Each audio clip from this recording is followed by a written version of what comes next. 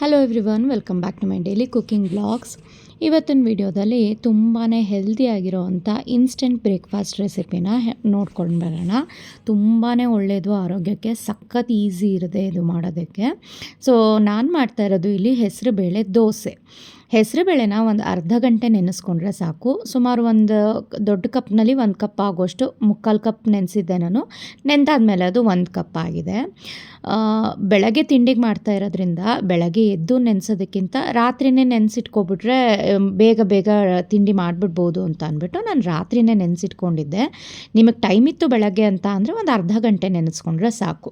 ನೆಂದಿರೋಂಥ ಹೆಸರುಬೇಳೆನ ಒಂದು ದೊಡ್ಡ ಕಪ್ಪು ಮಿಕ್ಸಿ ಜಾರಿಗೆ ಹಾಕ್ಕೊಂಡಿದ್ದೀನಿ. ಸಣ್ಣ ಕಪ್ನಲ್ಲಿ 1.5 ಕಪ್ ಆಗೋಷ್ಟು ಅಕ್ಕಿ ಹಿಟ್ಟು, ಜೀರಿಗೆ, ಖಾರಕ್ಕೆ 1-2 ಹಸಿರು ಮೆಣಸಿನ್ಕಾಯಿ, ಹಸಿ ಶುಂಠಿ ಮತ್ತು ಕರಿಬೇವಿನ ಎಲೆನ ಸೇರಿಸಿದ್ದೀನಿ ನಾನು. ನೀವು ಬೇಕಿದ್ರೆ ಅದಕ್ಕೆ ಕೊತ್ತಂಬರಿ ಸೊಪ್ಪನ್ನು ಸಹ ಹಾಕೋಬೋದು. ನಾನು ಯೂಶ್ವಲಿ ಕರಿಬೇವು ಹಾಕ್ತೀನಿ, ಎಲ್ಲದಕ್ಕೂ ಹೆಲ್ದಿಯಾಗಿರುತ್ತೆ. ಕರಿಬೇವು ಒಗ್ಗರಣೆಗೆ ಹಾಕಿದ್ರೆ ಸೈಡ್ನಲ್ಲಿ ತೆಗೆದಿಡ್ತಾರೆ, ಈ ರೀತಿ ಹಾಕಿದ್ರೆ ಅಟ್ಲೀಸ್ಟ್ ತಿಂತಾರೆ ಅಂತ ಅಂದ್ಬಿಟ್ಟು ನಾನು ಕರಿಬೇವನ್ನ ಹಾಕ್ತೀನಿ. ರುಚಿಗೆ ಉಪ್ಪು, ಸ್ವಲ್ಪ ನೀರನ್ನು ಸೇರಿಸ್ಬಿಟ್ಟು ದೋಸೆ ಹಿಟ್ಟಿನ ಹದಕ್ಕೆ ರುಬ್ಕೋಬೇಕು. ಆಮೇಲೆ ಇದಕ್ಕೆ ಮಿಕ್ಸಿ ತೊಳೆದು ಒಂದು ಸ್ವಲ್ಪ ನೀರು ಹಾಕಿದ್ದೆ. ನೆಕ್ಸ್ಟ್ ಇದಕ್ಕೆ ಆ ಸಣ್ಣ ಕಪ್ನಲ್ಲಿ ನಾವು ಎಷ್ಟು ಅಕ್ಕಿ ಹಿಟ್ಟು ಹಾಕಿದ್ದೀವಿ ಅಷ್ಟೇ ರವೆನೂ ಸಹ ಸೇರಿಸ್ಕೋಬೇಕು. ಇಲ್ಲಿ ಸಣ್ಣ ರವೆ, ಚಿರೋಟಿ ರವೆ ಅಂತಾರಲ್ಲ, ಅದನ್ನು ನಾನು ಸೇರಿಸಿದ್ದೀನಿ. ರವೆ ಹಾಕೋದ್ರಿಂದ ತುಂಬಾ ದೋಸೆ ಕ್ರಿಸ್ಪಿಯಾಗಿ ಬರುತ್ತೆ. ಆಮೇಲೆ ಒಂದು ಸಲ ಈ ರೀತಿ ನೀಟಾಗಿ ಮಿಕ್ಸ್ ಮಾಡಬೇಕು. ದೋಸೆ ಹದ ಕರೆಕ್ಟಾಗಿರಬೇಕು, ತುಂಬ ತೆಳುನೂ ಬೇಡ, ತುಂಬ ಗಟ್ಟಿ ಆದ್ರೂ ಅದು ಚೆನ್ನಾಗಿ ಬರಲ್ಲ. ಸೊ ಈ ರೀತಿ ದೋಸೆ ಹಿಟ್ಟಿನ ಹದನೇ ಇರಲಿ.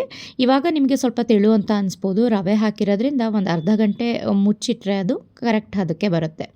ಇವಾಗ ಅದನ್ನು ಸ್ವಲ್ಪ ನೆನೆಯಲಿಕ್ಕೆ ಟೈಮ್ ಕೊಡಬೇಕು. ಒಂದು ಅರ್ಧ ಗಂಟೆ ಅಥವಾ 20 ನಿಮಿಷ ಸಾಕು. ಇವತ್ತು ನಾನು ಅದ್ರ ಕಾಂಬಿನೇಷನ್ ಬೇರೆ ಏನೂ ಮಾಡ್ತಾಯಿಲ್ಲ. ನಿನ್ನೆ ನಾನು ರಾತ್ರಿಗೆ ಚಪಾತಿಗೆ ಬೀಟ್ರೂಟ್ ಪಲ್ಯ ಮಾಡಿದ್ದೆ, ಅದೊಂದು ಸ್ವಲ್ಪ ಮಿಕ್ಕಿತ್ತು. ಸೊ ಮನೆಯಲ್ಲಿ ಚಟ್ನಿ ಪುಡಿಗಳಂತೂ ಯಾವಾಗಲೂ ಇದ್ದೇ ಇರುತ್ತೆ, ಆರ್ಡರ್ಸ್ ಬರ್ತಾನೆ ಇರುತ್ತೆ. ಹಾಗಾಗಿ ಚಟ್ನಿ ಪುಡಿ ಜೊತೆ ಇವತ್ತು ಈ ದೋಸೆನ ಮಾಡ್ತಾಯಿದ್ದೀನಿ. ಸೊ ಹುಚ್ಚೆಳ್ಳು ಪುಡಿ ಮತ್ತು ಕಡಲೆಬೇಳೆ ಚಟ್ನಿ ಪುಡಿ ಎರಡನ್ನೂ ಹಾಕಿದ್ದೀನಿ ಇಲ್ಲಿ ತಟ್ಟೆಗೆ, ದೋಸೆ ಸರ್ವ್ ಮಾಡೋದಕ್ಕಿಂತ ಮುಂಚೆ. ಪ್ಯಾನ್ ಚೆನ್ನಾಗಿ ಕಾದಿದ್ದಾದ ನಂತರ ಪ್ಯಾನ್ಗೆ ಒಂದು ಸ್ವಲ್ಪ ಎಣ್ಣೆ ಸ್ಪ್ರೇ ಮಾಡಿ ನೀಟಾಗಿ ಅದನ್ನು ವೈಪ್ ಮಾಡಿಕೊಂಡು ನೀಟಾಗಿ ಇದನ್ನು ದೋಸೆ ಹಿಟ್ಟಿರುತ್ತಲ್ಲ ಅದನ್ನು ನೀಟಾಗಿ ಮಿಕ್ಸ್ ಮಾಡಿಬಿಟ್ಟು ಒಂದು ಸೌಟ್ ಹಾಕಿ ತೆಳುವಾಗಿ ಹರಡ್ಕೋಬೇಕು ದೋಸೆನ. ಅದ್ರ ಮೇಲೆ ಒಂದು ಸ್ವಲ್ಪ ಎಣ್ಣೆ ಸ್ಪ್ರೇ ಮಾಡಿ ಅದು ಗೋಲ್ಡನ್ ಬ್ರೌನ್ ಬರೋವರೆಗೂ ಬಿಟ್ಬಿಟ್ಟು ಅದನ್ನು ಸರ್ವ್ ಮಾಡ್ಬೋದು. ಸೊ ನೋಡಿ, ಇಲ್ಲಿ ಪ್ಯಾನ್ಗೂ ಸಹ ಎಲ್ಲೂ ಅಂಟ್ತಾ ಇಲ್ಲ. ಆ್ಯಂಡ್ ಇನ್ಸ್ಟೆಂಟಾಗಿ ಮಾಡಿರೋ ದೋಸೆ ಅಂತ ಅನಿಸೋದೇ ಇಲ್ಲ. ಎಲ್ಲೋ ಫರ್ಮೆಂಟೇಷನ್ ಮಾಡಿರಬೇಕೇನೋ, ನಾರ್ಮಲ್ ಅಕ್ಕಿ ದೋಸೆ ಥರನೇ ಇದೆ ನೋಡೋದಕ್ಕೆ. ಆದರೆ ಟೇಸ್ಟಲ್ಲಿ ಮಾತ್ರ ಸಖತ್ತಾಗಿದೆ ಆ್ಯಂಡ್ ಹೆಲ್ದಿ ಕೂಡ. ಹೆಸರುಬೇಳೆ ಯೂಶ್ವಲಿ ಪ್ರೋಟೀನ್ ರಿಚ್ ಅಲ್ವಾ, ಸೊ ಬೆಳಗಿನ ತಿಂಡಿಗೆ ಪ್ರೋಟೀನ್ ರಿಚ್ ಬ್ರೇಕ್ಫಾಸ್ಟ್ ಆಯಿತು. ಇದ್ರ ಜೊತೆಗೆ ನೀವು ಬೇಕಾದರೆ ತರಕಾರಿಗಳೆಲ್ಲ ಹಾಕಿಬಿಟ್ಟು ಉತ್ತಪ್ಪಂ ಥರ ಮಾಡ್ಕೋಬೋದು. ಅಂದರೆ ಸ್ವಲ್ಪ ದಪ್ಪ ಬರುತ್ತೆ, ಆವಾಗ ಇಷ್ಟು ತೆಳುವಾಗಿ ಬರೋದಿಲ್ಲ. ದೋಸೆ ಜೊತೆಗೆ ನಾನು ಮೊದಲೇ ಹೇಳಿದಾಗೆ ನಿನ್ನೆ ರಾತ್ರಿ ಮಾಡಿದ್ದು ಪಲ್ಯ ಇತ್ತು, ಅದನ್ನು ಕೂಡ ಒಂದು ಸ್ವಲ್ಪ ಬಿಸಿ ಮಾಡಿ ಸರ್ವ್ ಮಾಡಿ ಕೊಟ್ಟಿದ್ದೀನಿ ಹಿತೈಷ್ಗೆ ಪಲ್ಯ ಮತ್ತು ಕಡಲೆಬೇಳೆ ಚಟ್ನಿ ಪುಡಿಗಿಂತ ಅವನಿಗೆ ಹುಚ್ಚೆಳ್ಳು ಚಟ್ನಿ ಪುಡಿ ತುಂಬಾ ಇಷ್ಟ ಆಯಿತು. ನಾನು ಇದಕ್ಕೆಲ್ಲ ಯಾರು ಹುಚ್ಚೆಳ್ಳು ಚಟ್ನಿ ಪುಡಿ ತಿಂತಾರೆ, ಬರೀ ಕಡಲೆಬೇಳೆ ಚಟ್ನಿ ಪುಡಿ ಮತ್ತು ಒಂದು ಸ್ವಲ್ಪ ಪಲ್ಯ ಮಿಕ್ಕಿದೆ ಅದನ್ನು ಹಾಕ್ತೀನಿ ಅಂತ ಅಂದಿದ್ದೆ. 3 ಹಾಕಿ ನನ್ನ ಟೇಸ್ಟ್ ಯಾವ್ದು ಚೆನ್ನಾಗಿದೆ ಅದನ್ನು ಮತ್ತೆ ಹಾಕಿಸ್ಕೊತೀನಿ ಅಂತ ಅಂದ್ಬಿಟ್ಟು 3 ಹಾಕಿಸ್ಕೊಂಡ. ಸೊ ಅವನಿಗೆ ನನಗೆ ಇಬ್ರಿಗೂ ದೋಸೆ ಆಯಿತು. ನಾನು ಹೇಳಿರೋಂಥ ಮೆಜರ್ಮೆಂಟಲ್ಲಿ ಒಂದು 4 ಜನ ದೋಸೆನ ಆರಾಮಾಗಿ ತಿನ್ಬೋದು. ಆ್ಯಂಡ್ ನಾವಿಬ್ಬರೇ ಇರೋದ್ರಿಂದ ಇವತ್ತು ಪ್ರದೀಪ್ ತಿಂಡಿಗೂ ಇರಲಿಲ್ಲ, ಊಟಕ್ಕೂ ಇರಲಿಲ್ಲ, ಹಾಗೆಯೇ ಡಿನ್ನರ್ಗೂ ಸಹ ಇರಲಿಲ್ಲ. ಇವತ್ತು ಪೂರ್ತಿ ನನಗೆ ಮತ್ತು ಹಿತೈಷ್ಗೆ ಮಾತ್ರ ಇವತ್ತಿನ ಪೂರ್ತಿ ಇದು ಕುಕ್ಕಿಂಗ್ ವ್ಲಾಗ್ನ ನಾನು ತೋರಿಸ್ತಾ ಇರೋದು. ಈ ದೋಸೆ ಹಿಟ್ಟು ರಾತ್ರಿಗೂ ಸಹ ಆಗುತ್ತೆ ನಮಗೆ. ಸೊ ಮಧ್ಯಾಹ್ನಕ್ಕೆ ಬೇರೆ ಏನಾದರೂ ಮಾಡ್ಕೊಂಡ್ರಾಯ್ತು ಅಂತ ಅಂದ್ಬಿಟ್ಟು ನನಗೆ ಅವನಿಗೆ 2 ದೋಸೆ ಮಾಡಿಕೊಂಡು ಮಿಕ್ಕಿರೋವಂಥ ಹಿಟ್ಟನ್ನು ನಾನು ಫ್ರಿಡ್ಜ್ನಲ್ಲಿ ತೆಗೆದಿಟ್ಬಿಟ್ಟೆ. ಸೊ ಇವತ್ತಿನ ಬೆಳಗ್ಗೆ ತಿಂಡಿಗೆ ದಿಢೀರಾಗಿ ಮಾಡೋ ಅಂಥ ಹೆಸರುಬೇಳೆ ದೋಸೆ ರೆಡಿನೇ ಆಗೋಯಿತು. ನೀವು ಸಹ ಇದನ್ನು ಮಾಡ್ತೀರಾ ಅಥವಾ ಮಾಡ್ತೀರಾ ಅನ್ನೋದಾದರೆ ಏನಾದರೂ ಚೇಂಜಸ್ ಇದ್ದರೆ ನನಗೂ ಸಹ ತಿಳಿಸಿ, ಬೇಕಾದರೆ ನಾನು ಸಹ ಚೇಂಜಸ್ ಅದರಲ್ಲಿ ಮಾಡ್ಕೊತೀನಿ. ಬಟ್ ಈ ಹೆಸರುಬೇಳೆ ದೋಸೆ ಮಾತ್ರ ತುಂಬಾ ಚೆನ್ನಾಗಿತ್ತು. ತಿಂಡಿಗೆ ಯಾವುದಾದ್ರೂ ಒಂದು ಫ್ರೂಟ್ನ ನಾನು ಆ್ಯಡ್ ಮಾಡ್ಕೊತೀನಿ. ಜೊತೆಗೆ ದಿನದಲ್ಲಿ 1 ಡ್ರೈ ಫ್ರೂಟ್ಸ್ ಲಡ್ಡುನ ನಾನು ತೊಗೋತೀನಿ. ಬ್ರೇಕ್ಫಾಸ್ಟ್ಗಾದರೂ ತೊಗೋತೀನಿ. ಬ್ರೇಕ್ಫಾಸ್ಟಿಗೆ ಜಾಸ್ತಿ ಆಗೋಯ್ತು ಅಂತ ಅನ್ಸಿದ್ರೆ ಲಂಚ್ ಲಂಚ್ ಡಿನ್ನರ್ ಯಾವ ಟೈಮಲ್ಲಾದರೂ ಒಂದು ಡ್ರೈ ಫ್ರೂಟ್ಸ್ ಲಡ್ಡುನ ನಾನೇ ಮಾಡೋದಲ್ವ. ಸೊ ಅದರಲ್ಲಿ ಎಲ್ಲ ಥರ ಸೀಡ್ಸ್ ಇರುತ್ತೆ, ನಟ್ಸ್ ಇರುತ್ತೆ. ಅದು ಒಂದು ತಿಂದರೆ ಸಾಕು, ಇನ್ಸ್ಟೆಂಟಾಗಿ ನಮಗೆ ಇಡೀ ದಿನಕ್ಕೆ ಬೇಕಾಗಿರೋ ಅಂಥದ್ದು ಏನು ಎನರ್ಜೆಟಿಕ್ ಬೇಕೋ ಅದೆಲ್ಲವೂ ಸಹ ಒಂದು ಲಡ್ಡುಯಿಂದನೇ ಸಿಗುತ್ತೆ. ಸೊ ತುಂಬಾ ಒಳ್ಳೆಯದು, ಟೇಸ್ಟಿಯಾಗಿದೆ ಮಾತ್ರ. ಇದುವರೆಗೂ ಲಡ್ಡು ನನ್ನ ಹತ್ರ ಆರ್ಡರ್ ಮಾಡ್ಕೊಂಡು ತೊಗೊಂಡಿದ್ದವ್ರು ಯಾರೂ ಬ್ಯಾಡ್ ಒಪಿನಿಯನ್ ಕೊಟ್ಟಿಲ್ಲ, ರಿವ್ಯೂ ಕೊಟ್ಟಿಲ್ಲ. ಎಲ್ಲರೂ ಸಹ ಲಡ್ಡು ಮಾತ್ರ ತುಂಬಾ ಚೆನ್ನಾಗಿದೆ. ಫ್ರೆಶ್ ತುಪ್ಪದಲ್ಲಿ ಮಾಡೋವಂಥ ಘಮ ಬರುತ್ತೆ. ನಿಮ್ಮ ಒಂದು ಲಡ್ಡು ದಿನಕ್ಕೆ ತಿನ್ನಿ ಅಂತ ಹೇಳ್ತೀರಾ, ನಮಗೆ ಒಂದು ಲಡ್ಡುಗೆ ಸ್ಟಾಪ್ ಮಾಡೋಕ್ಕೆ ಆಗಲ್ಲ ಮ್ಯಾಮ್, ಅಷ್ಟು ಚೆನ್ನಾಗಿದೆ ಅಂತ ಹೇಳ್ತೀರಾ. ಪದೇ ಪದೇ ಆರ್ಡರ್ಸ್ ತೊಗೊತಾನೇ ಇರ್ತೀನಿ ನಾನು. ಆ್ಯಂಡ್ ರಿಪೀಟೆಡ್ ಆರ್ಡರ್ಸ್ ಲಡ್ಡುಗಂತೂ ಬರ್ತಾನೆ ಇರುತ್ತೆ, ಅಷ್ಟು ಚೆನ್ನಾಗಿದೆ. ಆ್ಯಂಡ್ ಹಿತೈಷ್ ನೋಡಿ ಕಡಲೆಬೇಳೆ ಚಟ್ನಿ ಪುಡಿ, ಹುಚ್ಚೆಳ್ಳು ಚಟ್ನಿ ಪುಡಿ ಎರಡೂ ಹಾಕ್ಕೊಟ್ಟಿದ್ದೆ ಅಲ್ವಾ ಅವನಿಗೆ. ಕಡಲೆಬೇಳೆ ಚಟ್ನಿ ಪುಡಿಗಿಂತ ಹುಚ್ಚೆಳ್ಳು ಪುಡಿ ಅವನಿಗೆ ತುಂಬಾ ಇಷ್ಟ ಆಯಿತು ಅಂತ ಮತ್ತೆ ಹುಚ್ಚೆಳ್ಳು ಪುಡಿನ ಹಾಕ್ಕೊಂಡು ತಿಂತಾ ಇದ್ದಾನೆ ಅವನು. ಆ್ಯಂಡ್ ನಾನು ಬರೀ ಕಡಲೆಬೇಳೆ ಚಟ್ನಿ ಪುಡಿ ಮಾತ್ರ ಹಾಕ್ಕೊಂಡಿದ್ದೆ. ಯೂಶ್ವಲಿ ರಾಗಿ ರೊಟ್ಟಿ, ಅಕ್ಕಿ ರೊಟ್ಟಿಗೆ ಮಾತ್ರ ಹುಚ್ಚೆಳ್ಳು ಪುಡಿ ಚೆನ್ನಾಗಿರುತ್ತೆ, ದೋಸೆಗೆಲ್ಲ ಏನು ಚೆನ್ನಾಗಿರುತ್ತಾ ಅಂತ ಅಂದ್ಬಿಟ್ಟು ನಾನು ಹಾಕ್ಕೊಂಡೇ ಇರಲಿಲ್ಲ. ಬಟ್ ಅವನ ತಟ್ಟೆಯಲ್ಲಿ ಒಂದು ಸ್ವಲ್ಪ ಟೇಸ್ಟ್ ನೋಡಿದೆ, ಹುಚ್ಚೆಳ್ಳು ಪುಡಿ ಮಾತ್ರ ಸಕ್ಕತ್ತಾಗಿತ್ತು ದೋಸೆಗೆ ಟೇಸ್ಟ್ ಅಂತ ಅನ್ನಿಸ್ತು. ಸೊ ಇದಾಗಿತ್ತು ಬೆಳಗಿನ ಬ್ರೇಕ್ಫಾಸ್ಟ್ ಆದಮೇಲೆ ಅವನಿಗೊಂದು ಲೋಟ ರಾಗಿ ಮಾಲ್ಟ್ ಕೊಟ್ಟು ನಾನೊಂದು ಲೋಟ ರಾಗಿ ಮಾಲ್ಟ್ ಕುಡಿತೀನಿ ಯಾವಾಗ್ಲೂ. ನನಗೆ ಕೇಸರ್ ಪಿಸ್ತಾ ಮಾಲ್ಟ್ ತುಂಬಾ ಇಷ್ಟ, ಒಂಥರ ಬಾದಾಮ್ ಹಾಲು ಕುಡ್ದಂಗೆ ಆಗುತ್ತೆ ಅದು. ಸೊ ಹಾಗಾಗಿ ಒಂದು ಗ್ಲಾಸ್ ಕೇಸರ್ ಪಿಸ್ತಾ ಮಾಲ್ಟ್ನ ಕುಡಿತಾ ಆರ್ಡರ್ಸ್ ಬಂದಿರುತ್ತೆ ಅಲ್ವಾ, ಸೊ ಅದನ್ನು ಆರ್ಡರ್ಸ್ ತೊಗೊತಾ ಇರ್ತೀನಿ. ಆ್ಯಂಡ್ ಸುಮಾರು ಜನಕ್ಕೆ ಒಂದು 3-4 ಡೇಸ್ ಆದ್ರೂ ಒಬ್ಬೊಬ್ಬರಿಗೆ ಆರ್ಡರ್ ರೀಚ್ ಆಗಿರೋದಿಲ್ಲ ಅಂಥವ್ರು ನನಗೆ ಮೆಸೇಜ್ ಹಾಕಿದಾಗ, ಸೊ ಇಲ್ಲಿ ನನಗೆ ಟ್ರ್ಯಾಕಿಂಗ್ ಐಡೀಸ್ ಎಲ್ಲ ಇರುತ್ತೆ ಅಲ್ವಾ ನಿಮ್ಮ ಆರ್ಡರ್ಗಳದ್ದು, ಅದನ್ನು ಟ್ರ್ಯಾಕಿಂಗ್ ಐ ಡಿ ಎಲ್ಲ ಅವ್ರಿಗೆ ಮತ್ತೆ ಕಳಿಸಿ ಕೊಡ್ತೀನಿ ನಾನು. ಸೊ ದಟ್ ಎಲ್ಲೂ ಸಹ ಆರ್ಡರ್ ಮಿಸ್ ಆಗಲ್ಲ ನಿಮ್ಮದು, ನೀಟಾಗಿ ಎಲ್ಲಿದೆ ಅಥವಾ ಎಲ್ಲಾದರೂ ಇದ್ದು ನಿಮಗೆ ರೀಚ್ ಆಗಿಲ್ಲ ಅಂತ ಅನಿಸಿದ್ರೆ ನೀವು ನನಗೆ ತಿಳಿಸಿದ್ರೆ ಸಾಕು, ನಾನು ಅದನ್ನು ನಿಮಗೆ ತಲುಪಿಸ್ಕೊಡ್ತೀನಿ. ಆ್ಯಂಡ್ ಬೇಗ ಬೇಕು ಅಂತ ಅಂದ್ರೂ ಬೇಗನೆ ವಿತಿನ್ 1 ಡೇ ಡೆಲಿವರಿ ಕೂಡ ನಾನು ಕೊಡ್ತೀನಿ. ಎಲ್ಲರೂ ಹೋಗಬೇಕು, ಬೇಗ ರೀಚ್ ಆಗಬೇಕು ನಮಗೆ ಅಂತ ತುಂಬ ಜನ ಹೇಳ್ತಾರೆ. ಹಾಗಾಗಿ ಫಾಸ್ಟೆಸ್ಟ್ ಡೆಲಿವರಿ ಕೂಡ ಅವೈಲಬಲ್ ಇದೆ. ಇಲ್ಲ ಅಂದರೆ 3 to 4 days minimum waiting period ಆಗಿರುತ್ತೆ. ಇವತ್ತು ಹೌಸ್ ಹೆಲ್ಪರ್ ಕೂಡ ಕೈ ಕೊಟ್ಟಿದ್ರು, ಹಾಗಾಗಿ ಇಡೀ ಮನೆ ಕೆಲಸ ಎಲ್ಲ ನನ್ನ ಮೇಲೇ ಬಿತ್ತು.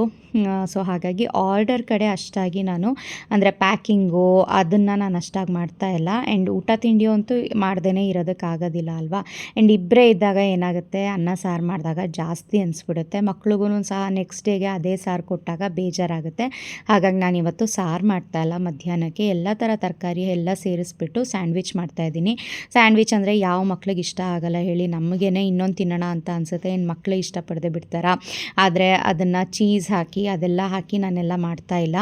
ಬರೀ ಕ್ಯಾರೆಟ್, ಈರುಳ್ಳಿ, ಕೊತ್ತಂಬರಿ ಸೊಪ್ಪು ಮತ್ತು ಟೊಮ್ಯಾಟೋನ ಇಲ್ಲಿ ಕಟ್ ಮಾಡಿ ಒಂದು ಪ್ಲೇಟ್ನಲ್ಲಿ ಹಾಕ್ಕೊಂಡಿದ್ದೀನಿ. ಅದಕ್ಕೊಂದು ಸ್ವಲ್ಪ ಸ್ವೀಟ್ ಕಾರ್ನ ಸೇರಿಸ್ತೀನಿ. ಸೊ ಅದಕ್ಕೆ ಅಲ್ಲಿ ಬೇಯಲಿಕ್ಕೆ ಇಟ್ಟಿದ್ದೀನಿ ಸ್ವೀಟ್ ಕಾರ್ನು ಬೇಯೋ ಅಷ್ಟರಲ್ಲಿ ಮಧ್ಯಾಹ್ನದ ಫ್ರೂಟ್ಗೆ ನಾನು ವಾಟರ್ ಮೆಲನ್ನ ಕಟ್ ಮಾಡಿ ಇಟ್ಟಿದ್ದೀನಿ.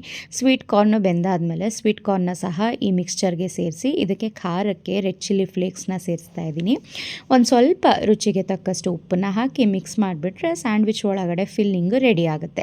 ನೀವಿದು ಕಸ್ಟಮೈಸ್ ಮಾಡ್ಕೋಬೋದು, ನಿಮಗೆ ಬೇರೆ ಏನಾದ್ರು ತರಕಾರಿ, ಕ್ಯಾಪ್ಸಿಕಮ್ಮು ಆ ಥರದ್ದೆಲ್ಲ ಸಣ್ಣ ಸಣ್ಣದಾಗಿ ಕಟ್ ಮಾಡಿ ಸೇರಿಸ್ಕೋಬೋದು.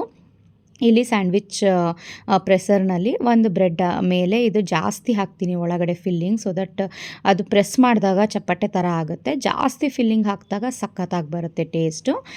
ಫಿಲ್ಲಿಂಗ್ ಎಲ್ಲ ಆದಮೇಲೆ ಅದ್ರ ಮೇಲೆ ಇನ್ನೊಂದು ಬ್ರೆಡ್ ಇಟ್ಟು ಸ್ವಲ್ಪ ಸ್ಪ್ರೇ ಮಾಡಿದ್ರೆ ಆಯಿಲು ಎರಡು ಕಡೆ ಬೇಯಿಸ್ಕೊಂಡ್ರೆ ಸ್ಯಾಂಡ್ವಿಚ್ ರೆಡಿ ಆಗುತ್ತೆ. ಇಲ್ಲಿ ಮಧ್ಯಾಹ್ನದ ಊಟಕ್ಕೆ ಈ ರೀತಿ ಸರ್ವ್ ಮಾಡ್ತಾಯಿದ್ದೀನಿ ನಾನು. ಒಂದೇ ಒಂದು ಕೊಡ್ತೀನಿ ಸ್ಯಾಂಡ್ವಿಚ್, ಜಾಸ್ತಿ ಕೊಡಲ್ಲ. ಎಕ್ಸ್ಟ್ರಾ ಈ ರೀತಿ ಎಲ್ಲ ಇದ್ದಾಗ ಬೇರೆ ಹೊಟ್ಟೆ ತುಂಬಿಡುತ್ತೆ. ಒಂದು ಲೋಟ ಮಜ್ಜಿಗೆಗೆ ಸ್ವಲ್ಪ ಸಬ್ಜಾ ಸೀಡ್ಸ್ನ ನೆನೆಸಿ ಆ್ಯಡ್ ಮಾಡ್ತಾಯಿದ್ದೀನಿ. ಹಾಗೆಯೇ ಸ್ಯಾಂಡ್ವಿಚ್ ಒಳಗಡೆ ಫಿಲ್ಲಿಂಗ್ ಮಾಡಿದ್ದೆ ಅಲ್ವಾ, ಅದನ್ನು ನಾವು ಸಲಾಡ್ ರೀತಿನೂ ತಿನ್ಬೋದು, ತುಂಬಾ ಚೆನ್ನಾಗಿರುತ್ತೆ. ಸೊ ಒಂದು ಪೋರ್ಷನ್ನು ಆ ಸಲಾಡು ಜೊತೆಗೆ ಅದಕ್ಕೆ ಬೇಕ್ಡ್ ಏರ್ ಫ್ರೈಡ್ ಆಗಿರೋ ಅಂಥ ಕಾರ್ನ್ಫ್ಲೇಕ್ಸ್ನ ಹಾಕಿ ಮಿಕ್ಸ್ ಮಾಡ್ತಾಯಿದ್ದೀನಿ. ಒಂದು ಸ್ವಲ್ಪ ಸ್ಪ್ರೌಟ್ಸು ಅಂದರೆ ಹೆಸರು ಕಾಳಂದು ಮೊಳಕೆ ಬಂದಿರೋ ಅಂಥ ಕಾಳು, ಇವಿಷ್ಟು ಮಧ್ಯಾಹ್ನದ ಊಟ ನಮ್ಮದು ಆಗಿತ್ತು. ಸೊ ಹಿತೈಷನು ಕೂಡ ತುಂಬಾ ಎಂಜಾಯ್ ಮಾಡಿ ತಿಂದ. ಇಷ್ಟೆಲ್ಲ ಇದ್ದಾಗ ಒಂದೇ ಸ್ಯಾಂಡ್ವಿಚ್ಗೆ ಹೊಟ್ಟೆ ತುಂಬೋಗುತ್ತೆ, 2 ಸ್ಯಾಂಡ್ವಿಚ್ ತಿನ್ನಬೇಕು ಅಂತಲೇ ಅನಿಸಲ್ಲ. ಆ್ಯಂಡ್ ಅದು ಸ್ಯಾಂಡ್ವಿಚ್ ಒಳಗಡೆ ಫಿಲ್ಲಿಂಗ್ ಏನಿದೆಯಲ್ಲ ಅದು ಅಷ್ಟು ಟೇಸ್ಟಿಯಾಗಿತ್ತು. ಸಂಜೆಗೆ ನೀವೇನಾದರೂ ಸ್ನ್ಯಾಕ್ಸ್ ಥರ ಏನಾದರೂ ಸಲಾಡ್ ಥರ ತಿನ್ನಬೇಕು ಅಂತ ಇದ್ದರೆ ಇದನ್ನು ಟ್ರೈ ಮಾಡಿ. ಸಖತ್ ಈಸಿ ಇದೆ. ಜಸ್ಟ್ ಕ್ಯಾರೆಟ್ ತುರಿದಿಟ್ಕೊಳ್ಳೋದು, ಈರುಳ್ಳಿ ಟೊಮ್ಯಾಟೊ ಕಟ್ ಮಾಡ್ಕೊಳ್ಳೋದು, ಸ್ವಲ್ಪ ಚಿಲ್ಲಿ ಫ್ಲೇಕ್ಸು ಮತ್ತು ಕಾರ್ನ್, ಸ್ವೀಟ್ ಕಾರ್ನೇ ಅದಕ್ಕೆ ಎಕ್ಸ್ಟ್ರಾ ಟೇಸ್ಟ್ ಕೊಡೋದು. ಸೊ ನಿಮ್ಗೆ ಇಷ್ಟ ಇದ್ದರೆ ಸ್ವೀಟ್ ಕಾರ್ನ ಹಾಕ್ಕೊಳ್ಳಿ, ಇಲ್ಲ ಕ್ಯಾಪ್ಸಿಕಮ್ಮು ಆ ರೀತಿ ನೀವು ಹಾಕ್ಕೋಬೋದು. ಕ್ಯಾಬೇಜ್ ಯೂಶ್ವಲಿ ನಾನು ಹಸಿ ಕ್ಯಾಬೇಜ್ ಅಷ್ಟಾಗಿ ಇಷ್ಟಪಡಲ್ಲ, ಹಾಗಾಗಿ ಕ್ಯಾಬೇಜ್ನ ಸ್ಕಿಪ್ ಮಾಡಿದ್ದೀನಿ ಇಲ್ಲಿ. ಸೊ ಮಧ್ಯಾಹ್ನದ ಊಟ ಈ ರೀತಿ ಇತ್ತು. ಇನ್ನು ನೈಟ್ ಡಿನ್ನರ್ಗೆ ಇಲ್ಲಿ ಪ್ರಿಪೇರ್ ಮಾಡ್ತಾಯಿದ್ದೀನಿ. ತುಂಬ ಇಷ್ಟ ಅವನಿಗೆ ಪನ್ನೀರ್ ಅಂತ ಅಂದರೆ, ಹಾಗಾಗಿ ಮನೆಯಲ್ಲಿ ಪನ್ನೀರ್ ಸಹ ಇತ್ತು. ಎಕ್ಸ್ಟ್ರಾ ಏನೂ ಮಾಡಿರಲಿಲ್ಲ. ಬೆಳಗ್ಗೆದೇ ದೋಸೆ ಇತ್ತಲ್ವಾ, ಫ್ರಿಜ್ನಲ್ಲಿ ತೆಗೆದಿಟ್ಟಿದ್ದೆ ಅಂತ ಹೇಳಿದ್ದೆ ಅಲ್ವಾ, ಅದನ್ನೇ ಸ್ವಲ್ಪ ದೋಸೆ ಮಾಡಿಬಿಟ್ಟು ಪನ್ನೀರ್ ಫ್ರೈ ಥರ ಮಾಡ್ತಾಯಿದ್ದೀನಿ. ಸೊ ಇಲ್ಲಿ ಪನ್ನೀರನ್ನ ತೊಗೊಂಡಿದ್ದೀನಿ ಕ್ಯೂಬ್ಸಾಗಿ ಕಟ್ ಮಾಡಿ. ಅದಕ್ಕೆ ಸ್ವಲ್ಪ ಹಸಿರು ಮೆಣಸಿನ್ಕಾಯಿ, ರೆಡ್ ಚಿಲ್ಲಿ ಪೌಡರು, ಧನಿಯಾ ಪೌಡರು, ಗರಂ ಮಸಾಲ, ಕಸೂರಿ ಮೇಥಿ, ಒಂದು ಸ್ವಲ್ಪ ಇದಕ್ಕೆ ಕಡಲೆ ಹಿಟ್ಟನ್ನು ಸೇರಿಸ್ಬೇಕು. ರುಚಿಗೆ ತಕ್ಕಷ್ಟು ಉಪ್ಪನ್ನು ಹಾಕಿ, ಸ್ವಲ್ಪ ಮೊಸರು, ಇವಿಷ್ಟನ್ನು ಹಾಕಿ ನೀಟಾಗಿ ಕಲಸಿ ಮ್ಯಾರಿನೇಟ್ ಮಾಡ್ಕೋಬೇಕು. ಒಂದು ಅರ್ಧ ಮುಕ್ಕಾಲು ಗಂಟೆ ಬಿಟ್ಬಿಡಿ ಕಲಿಸ್ಬಿಟ್ಟು. ಮೊಸರಲ್ಲೇ ಇದನ್ನು ಪೂರ್ತಿ ಕಲಿಸ್ಕೊಳ್ಳಿ. ಸ್ವಲ್ಪ ಗಟ್ಟಿ ಅಂತ ಅನ್ನಿಸ್ತು ಅಂದರೆ ಇನ್ನೊಂದು ಸ್ವಲ್ಪ ಮೊಸರು ಹಾಕಿ ಕಲಿಸ್ಕೊಳ್ಳಿ. ಆದರೆ ಇದಕ್ಕೆ ನೀರೇನು ಆ್ಯಡ್ ಮಾಡಬೇಡಿ, ತುಂಬಾ ಚೆನ್ನಾಗಿ ಬರುತ್ತೆ ಇದು.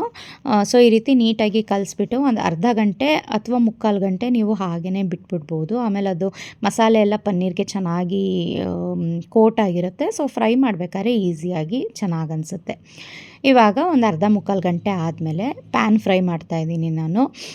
ನೀವು ತವಾದಲ್ಲಾದರೂ ಫ್ರೈ ಮಾಡ್ಕೋಬೋದು. ಏರ್ ಫ್ರೈಯರ್ ಇತ್ತು ಅಂತ ಅಂದರೆ ಜಸ್ಟ್ ಏರ್ ಫ್ರೈಯರ್ಗೆ ಇವಿಷ್ಟು ಮಿಕ್ಸ್ಚರ್ನ ಹಾಕಿ ಫ್ರೈ ಮಾಡ್ಕೋಬೋದು. ನಮ್ಮ ಮನೆಯಲ್ಲಿ ಏರ್ ಫ್ರೈ ಇನ್ನೂ ನಾನು ತೊಗೊಂಡಿಲ್ಲ, ಹಾಗಾಗಿ ನಾನು ಇದನ್ನು ಪ್ಯಾನ್ ಫ್ರೈ ಮಾಡ್ತಾಯಿದ್ದೀನಿ. ಮಧ್ಯ ಮಧ್ಯ ಸ್ವಲ್ಪ ಸ್ವಲ್ಪ ಈ ರೀತಿ ಆಯಿಲ್ನ ಸ್ಪ್ರೇ ಮಾಡಿಕೊಂಡು ಅದನ್ನು ಫುಲ್ ಪನ್ನೀರೆಲ್ಲ ಸ್ವಲ್ಪ ಕ್ರಿಸ್ಪ್ ಆಗೋವರೆಗೂ ಫ್ರೈ ಮಾಡಿಕೊಂಡ್ರೆ ಆಯಿತು.